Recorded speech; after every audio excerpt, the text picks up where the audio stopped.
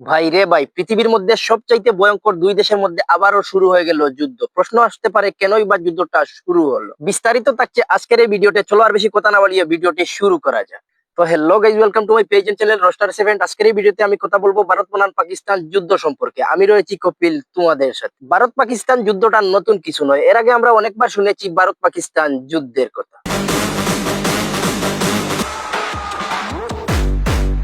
But আবারও শুরু হয়ে গেল ভারত পাকিস্তান যুদ্ধ। যেহেতু ভিডিওটা ক্রিয়েট করতে আমি অনেকটাই লেট করে ফেলেছি, যার জন্য আমি দুঃখিত। আমাদের ভারত সরকার মকডিল অ্যালার্ম বাজানোর নির্দেশ দিয়েছিল বুধবার সকাল বা বিকালের দিকে, বাট তার আগেই শুরু হয়ে গেল ভারত পাকিস্তান যুদ্ধ। এই যুদ্ধের সূচনা হয় পাহালগামের ঘটনাকে কেন্দ্র করে। বাট প্রশ্ন আসতে পারে ভারত পাকিস্তান যুদ্ধের জয়লাভ কে করবে। তাই আমি চ্যাট জিপিটি কে জিজ্ঞাসা করেছিলাম ভারত পাকিস্তান যুদ্ধে কে জিতবে। তাই চ্যাট জিপিটি উত্তরে বলেছে দুই দেশেরই সমান ক্ষতি হবে, কারণ দুই দেশই পারমাণবিক শক্তিধর দেশ, যার জন্য দুই দেশেরই অর্থনীতি দুর্বল হয়ে পড়ার সম্ভাবনা রয়েছে। পাকিস্তান কিন্তু ভারতের কাশ্মীরকে তাদের বলে দাবি করে, বাট ভারত সরকার তাদেরকে কড়া হুঁশিয়ারি দিয়েছে এই ব্যাপারে, যাহাতে পাকিস্তান সরকার কাশ্মীর দখল করা তো দূরের কথা, স্বপ্নেও যেন না ভাবে। এই কাশ্মীরটা দখল করার জন্য পাকিস্তান সরকার এমন কোন স্ক্যাম বাকি রাখে নাই। পুলওয়ামা অ্যাটাক থেকে শুরু করে কার্গিল অ্যাটাক পর্যন্ত, এমনকি 22 এপ্রিলের পাহালগামের জঙ্গি হামলা পর্যন্ত। কিন্তু কেন? নাকি পাকিস্তান সরকার এই কাশ্মীরটা দখল করার জন্য পাগল হয়ে গেছে, না এর মধ্যে কোনো ষড়যন্ত্র রয়েছে? কারণ পাহালগামে যখন অ্যাটাক হয় তখন যাদেরকে আমাদের সামনে নিহত বলে দেখানো হয়েছিল, হামলার ঠিক একদিন পরে তারা লাইভে এসে বলছে আমাদের কিছু হয়। আমাদের ভারতের মধ্যে এমন এমন কিছু নিউজ চ্যানেল রয়েছে যারা সাধারণ মানুষের মধ্যে সব সময় হতাশার সৃষ্টি করতে চায়। বাট পাহালগামের জঙ্গি হামলায় যারা নিহত হয়েছেন, আমি তাদের সুষ্ঠু বিচার চাই, হোক সে হিন্দু হোক সে মুসলিম, বাট অপরাধীর কোনো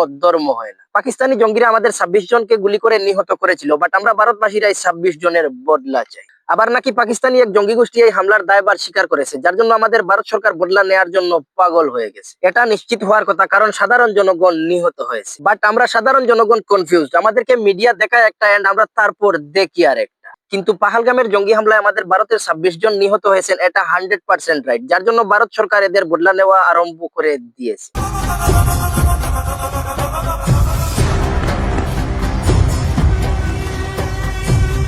কারণ পাহালগামের এই জঙ্গি হামলায় এমন এক জোড়া কাপল ছিলেন যাদের বিয়ের মাত্র 6 দিন হয়েছিল, আর ঠিক সেই 6 দিনের মাথায় জঙ্গিরা তাদেরকে গুলি করে হত্যা করেছে। বিষয়টা ভাবতেও কেন জানি গা শিউরে ওঠে, কারণ এরা মানুষ নাকি জানোয়ার কিছুই বোঝা যায় না। যেই মানুষগুলিকে জঙ্গিরা গুলি করে হত্যা করেছে সেই মানুষগুলির মনে হয়তো অনেক আশা ছিল, বিয়ের পর হয়তো তারা হানিমুনে এসেছিল এই পাহালগাম, বাট এই হায়নাগুলোর জন্য আর গড়ে ফেরা হলো না। বিষয়টা ভাবতেও কেন জানি অবাক লাগে। এন্ড এখন যেহেতু খেলা আরম্ভ হয়ে গিয়েছে, আমার মনে হয় এই রাক্ষসগুলিকে উচিত শিক্ষা দেওয়া দরকার, যাহাতে ভারতের দিকে তাকাতেও ভয়। বাট ভারত পাকিস্তান যুদ্ধে আমাদের যোদ্ধারা যেভাবে একের পর এক সফল অভিযান চালাচ্ছে, তাতে আমি ভারতবাসী হয়ে তাদেরকে স্যালুট জানাই, এক একজন বিএসএফ জওয়ানকে, যারা সাহসের সহিত এক একটা জঙ্গি আস্তানায় মিসাইল ছুড়ছে। আমি ভারতবাসী হয়ে গর্বিত। এন্ড যারা পাকিস্তানের নিরপরাধ মানুষ রয়েছেন তাদের উপর মিসাইল না ছোড়ার অনুরোধ রইল, কারণ তারা আমাদের মতো সাধারণ মানুষ, জঙ্গি নয়। এন্ড যারা জঙ্গি রয়েছেন বা জঙ্গির সমর্থনে রয়েছেন তাদেরকে এক একজন করে বুঝিয়ে দাও, আমাদের একজনকে মারলে তোমাদের 10 জনকে মারবো। আমরা ভারত, এটাই আমাদের ভারত। আমাদের নিরপরাধ একজনকে মারলে আমরা 10 জনকে মারবো। আজ এ পর্যন্ত ভিডিওটি ভালো লাগলে একটি লাইক করতে পারেন, একটি কমেন্ট করতে পারেন, সাথে একটি শেয়ারও দিতে পারেন। আর হ্যাঁ, আমার চ্যানেলে নতুন হয়ে থাকলে এইখানে ক্লিক করে সাবস্ক্রাইব করতে পারেন, এন্ড পেজে থাকলে পেজটি ফলো করতে পারেন। দেখা হচ্ছে শীঘ্রই নতুন কোনো ভিডিও নিয়ে। ততক্ষণ পর্যন্ত ভালো থাকবে,